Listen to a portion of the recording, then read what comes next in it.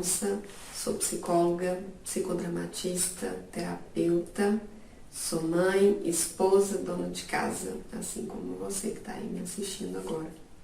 Se você chegou até aqui nessa aula gratuita, seja muito bem-vinda, tanto nessa aula como nas minhas redes sociais e todos os outros projetos, lives e programas que eu desenvolvo para chegar até você orientações de qualidade para te ajudar.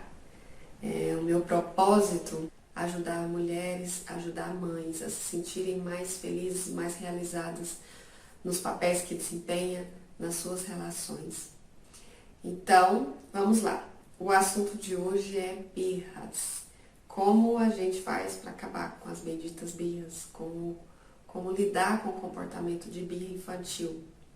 E diferente do que você pensa, por eu ser psicóloga, a gente às vezes pensa, né? Nossa, mas filho de psicólogo deve ser muito bom, não deve dar birra, equilibrado, bem educado. E não é assim não, né? Somos mães como vocês e temos dificuldades com o comportamento dos filhos como vocês também. Primeiro eu quero te fazer uma pergunta. O que você deseja para os seus filhos? Para o que você está fazendo, se concentre nessa pergunta. O que você deseja para os seus filhos? Eu imagino que se você fosse me dar uma resposta, você diria algo parecido com: eu quero que eles sejam felizes, eu quero que eles sejam pessoas de bem. Se você for cristã, eu quero que eles sejam pessoas de Deus, eu quero que eles sejam pessoas que façam bem ao mundo, que consigam se realizar, que nunca venham a cometer suicídio e que não venham a fazer mal para as pessoas. Resumindo, acho que é mais ou menos isso que todos nós desejamos para nossos filhos, né? Só que aí vem outra pergunta. O que você tem feito para que seus filhos sejam aquilo que você deseja? Para que seus filhos sejam essas pessoas de bem que você quer que eles sejam. Outro dia eu estava conversando com meu esposo e a gente olhando as nossas crianças e pensando, nossa, a vida de criança é engraçada, né? É brincar, tomar banho, dormir, comer, brincar, tomar banho, dormir, acordar, comer. E gira em torno disso a vida deles. Parece simples, né? Parece apenas cuidados, parece apenas o existir da criança. Mas atrás disso, é na rotina da criança, é em cada uma dessas atividades que você faz com a criança, é na hora de uma refeição, é na hora de brincar com a criança, é na hora de tomar banho, é na hora de escovar o dente, é que a gente educa. Eu quero que você saiba que atrás de cada uma dessas ações, dessas atividades rotineiras, existem habilidades emocionais, relacionais e psicomotoras que as crianças podem desenvolver. Isso depende de nós. Tem muita gente que tem dúvida, nossa, mas Paula, quando é que eu posso começar a colocar limite? Com qual idade eu posso começar a colocar limite? Com qual idade meu filho, minha filha vai entender não? E aí, às vezes a gente pensa assim, não, tem que deixar ele estar maiorzinho para começar a entender o mundo, entender as coisas. E quando a gente faz isso, a gente começa a tardar os limites. Limite, na verdade, né, gente, não é proibir, mas é dar espaço. Mostrar para a criança até onde ela pode ir. Mostrar para a criança que existem regras onde quer que você vá. Existem regras e por que não em casa também. E esse limite a gente começa a dar desde pequenininho.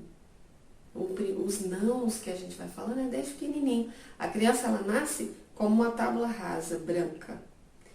Somos nós que vamos pintando em cima dela e vamos mostrando o mundo para a criança.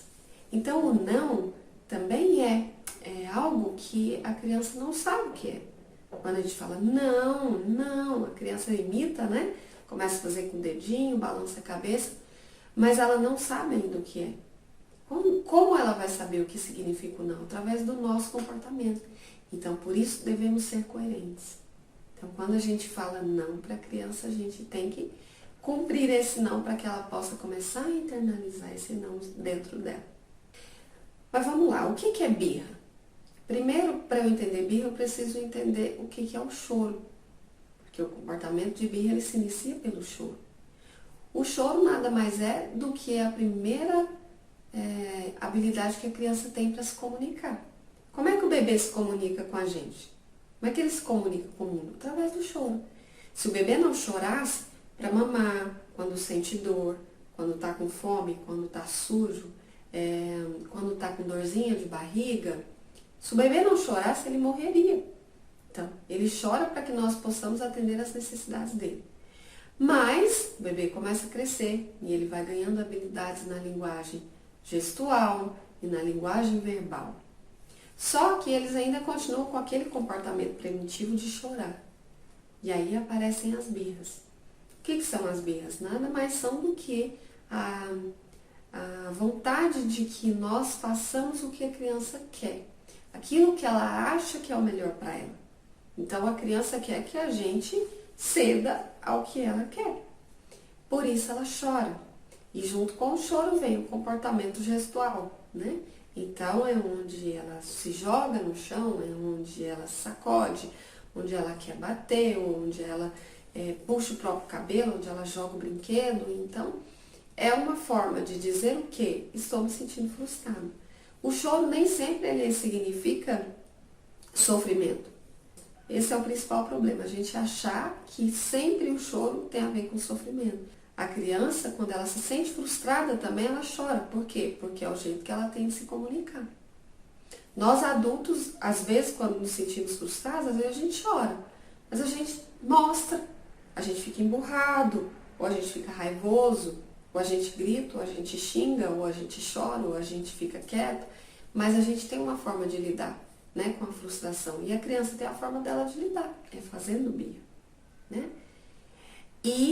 Mas o mais importante é o como a gente lida com essa birra. O que significa?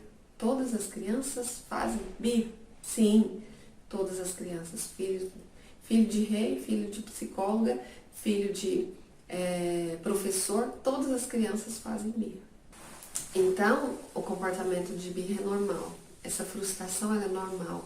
E a frustração ela é necessária, sabia? Se a gente quer que os nossos filhos aprendam a lidar com frustrações quando adultos, quando adolescentes, eles precisam também aprender a lidar com as frustrações desde pequenos. E existem crianças que fazem, às vezes a birra dura mais do que outros, ou o comportamento de birra ele se torna um chilique e começa a passar vergonha. Aí nós precisamos tomar cuidado e pensar no que nós estamos fazendo. Provavelmente pode ser que se essas birras estão demorando mais, esse comportamento está muito mais inadequado, isso provavelmente está ligado ao fato da família já estar reforçando esse comportamento. Vou dar um exemplo para você. A birra na hora do almoço, antes do almoço. Às vezes está faltando ali 20 minutinhos para você terminar o almoço e seu filho começa a pedir uma bolacha. Ah, mãe, eu estou com fome, eu quero uma bolacha. Aí você diz, não, espera, o almoço está quase pronto. Só que ele começa a fazer uma birra. E por causa dessa birra você quer calar, e aí você dá a bolacha para ele. E ele se cala. Você resolveu aquele problema na mesma hora, certo? Mas o que você está ensinando para o seu filho? Você está ensinando para ele que todas as vezes que ele fizer uma birra, você vai dar o que ele quer. Você vai ceder o que ele quer. E isso vai reforçando. Cada vez que ela fizer uma birra, essa birra vai aumentando em proporção. Então vamos pensar, quais as formas erradas de lidar com a criança? A primeira é querer calar a criança, fazer o que ela quer. Afinal de contas, a criança sabe o que ela quer? Não, ela sabe o que é mais prazeroso para ela. Somos nós adultos que temos maturidade de saber e entender o que é melhor para a criança. Então antes de dizer não para a criança, eu tenho que pensar nesse não. Antes de ameaçar a criança, eu tenho que pensar nessa ameaça. Porque senão eu vou ficar voltando atrás na minha palavra, daí eu perco a autoridade. E isso aumenta também o comportamento de birra da criança. A segunda forma de lidar errado com a birra é colocando a criança como culpada. Não, a criança não é culpada. Somos nós adultos que cuidamos da criança. Então nós somos responsáveis pelo comportamento dela. Sim, e vou dizer uma coisa, enquanto você continuar rotulando a criança como sendo responsável pelo seu próprio comportamento, ela não vai melhorar. Sabe por que eu parei de atender crianças? Sim, eu sou terapeuta, atendo no consultório e eu atendia crianças. Atendi por muitos anos, aliás. E eu não atendo por quê? Porque eu comecei a perceber que os pais levavam a criança no consultório colocando ela como o problema. Trazendo ela para o consultório, eu gostaria que eu, como psicóloga, resolvesse o problema com a criança e devolvesse ela para os pais, para a família, uma criança tranquila, uma criança sem problemas, uma criança sem birra. Como se a gente tivesse uma varinha de condão para fazer isso aqui dentro do consultório. E logo depois de algumas semanas, 2, 3 sessões, a 4, eu começava a perceber as cobranças do tipo, parece que a terapia não está adiantando, estou pagando e não estou vendo resultado, coisas desse tipo. E o que eu posso dizer para vocês? Vocês que às vezes já pensou, inclusive, em levar seu filho, sua filha para terapia, existem muitos psicólogos bons, muitos terapeutas infantis muito bons. Não estou dizendo que terapia infantil não funciona. Eu decidi não atender mais porque eu percebi que era muito mais efetivo trabalhar com os pais. Porque quando a criança vai para a terapia e os pais não aderem ao tratamento, o que significa? Os pais não escutam aquilo que o psicólogo diz, aquelas sessões de feedback com os pais, eles não entendem que eles fazem parte desse tratamento, dessa terapia, o resultado não aparece. Porque a gente trabalha algo aqui no consultório com a criança, mas ela volta para casa e está tudo do mesmo jeito. Então, se os pais não se responsabilizam, não se movimentam para modificar também o ambiente que está fazendo essa criança trazer o comportamento que é inadequado, então, muito dificilmente se consegue resultados. E foi daí que eu comecei a criar o meu programa especializado de orientação de pais. Agora que nós já entendemos o que é a birra, precisamos entender por que a criança faz birra. Quando a criança muda o comportamento, muitas vezes pode ser que seja algo incomodando a criança. Observe, pare para pensar. Se seu filho mudou o comportamento, se está mais agressivo, se está mais arredio, se está mais isolado, enfim. Houve alguma mudança na família de vocês? Mudança de casa? Mudança de trabalho? Ou a mãe começou a trabalhar? Houve o nascimento de uma criança, ou um irmãozinho, ou um priminho? Houve uma mudança na rotina da criança? Que seja a entrada na escola, a separação dos pais, ou alguma situação diferente, a perda de um ente querido, um avô, uma avó.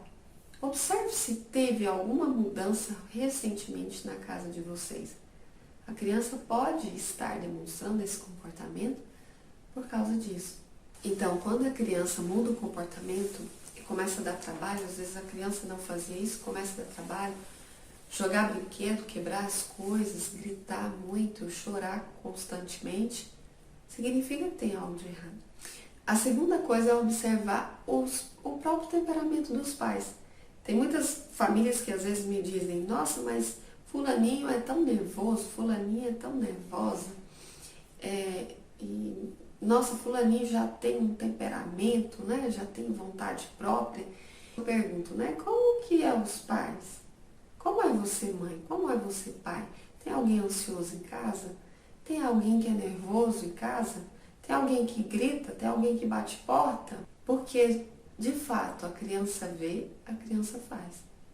Esse também é um dos fatores que podem ser que deixe a criança mais irritada, mais nervosa, mais ansiosa. A imitação dos pais. Existe algo que é genético, né, herdado dos pais, né, um temperamento que já nasce com a gente, mas existe também o fator ambiental, que é aquilo que a gente vê. Em terceiro, é importante analisar qual o tempo que você passa com seu filho. Você tem 30, 40 minutos, 1 hora por dia, pelo menos, para passar com a sua filha? Para brincar? Não vale dizer que você passa o dia todo com seu filho, com a sua filha. É diferente. Estou falando de tempo de qualidade. de sentar no chão, de brincar, de dar atenção. Isso é fundamental também. E se a criança está demonstrando um comportamento diferente, pode ser que ela esteja chamando sua atenção. Então, se não tem dentro de casa esse tempo adequado só para eles, onde você esquece a casa, esquece a pia, esquece a cozinha, para dar atenção a seu filho, a sua filha, comece a criar isso. Todos os dias, eles têm que saber que são importantes para você. Eles têm que saber que são mais importantes do que qualquer outra coisa. Isso deixa a criança mais calma, mais tranquila. Isso é afetividade. E o desenvolvimento da afetividade ele é fundamental para todo o resto do comportamento. Por último, a gente precisa analisar se a criança tem rotina. Seus filhos têm rotina? Tem hora para comer, tem hora para dormir, para tomar banho. Se não tem, provavelmente isso pode também estar interferindo. A criança que não tem rotina, que cada dia come no horário, que cada dia dorme em um horário diferente, ela é mais irritadiça, ela tende a ser mais hiperativa e mais agressiva também. Então, sempre que a gente pensar na vida dos nossos filhos, a gente não tem que ver isso apenas como manha, como falta de couro, né? A gente precisa primeiro entender se existem necessidades fisiológicas. Seu filho pode estar com sono, seu filho pode estar com fome. Tudo isso faz com que a criança apresente mais comportamentos de birra. Então, sempre tente prestar atenção nesses fatores que eu falei. Se existem um desses fatores, tenha paciência, tenha sabedoria, tenha tranquilidade. Lembre-se sempre que você é o adulto. Você não pode entrar no comportamento da criança e fazer birra como ela e gritar como ela. E aí, como a gente pode lidar com isso?